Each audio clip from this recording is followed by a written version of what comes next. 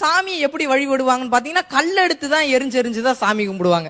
அந்த வகையில அன்னைக்கு அந்த ஊர் பொதுமக்கள் எல்லாருமே கல் எடுத்து எடுத்து எடுத்து சாமி மேல கற்சிலை மேல வீசி சாமி கும்பிட்டுட்டு இருக்காங்க. அப்ப அந்த வழியா ஒருத்த வரான், வந்து பாத்துக்கிட்டே இருக்கிறான்.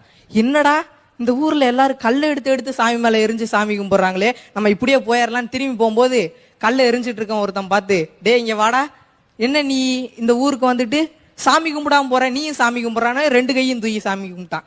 இப்படிலாம் சாமி கும்பிடக்கூடாது, இந்த ஊருக்கு வந்தா கல் எடுத்து எரிஞ்சுதான் சாமி கும்பிடணும். ஐயோ என்னடா பண்றது, கல் எடுத்து எரிஞ்சா சாமி குத்தம் ஆயிடுமே, என்ன பண்ற ஒண்ணுமே புரியாம சரி ஆண்டவா காப்பாத்து அப்படின்னு சொல்லிட்டு கல் எடுத்து எரிய போற மாதிரி எரிஞ்ச போனா, ஆனா எரியாம ஒரு புளிய மரத்து மேல போயெல்லாம் தூக்கி வீசினா ரெண்டு கண்ணும் காணாம போச்சு. கடவுள் கிட்ட வேணும், கடவுளே உன்னை நான் எரியக்கூடாது தானே புளிய மரத்து மேல தூக்கி வீசினேன், ரெண்டு கண்ணும் காணாம போச்சு. ஏண்டா அங்கெல்லாம் அவனுங்க எரியறானுங்க தான், நான் இங்க வந்து ஒளிஞ்சிட்டு இருக்கிறேன், எம்எல்ஏ நீ கல்ல கொண்டு எரியான்னு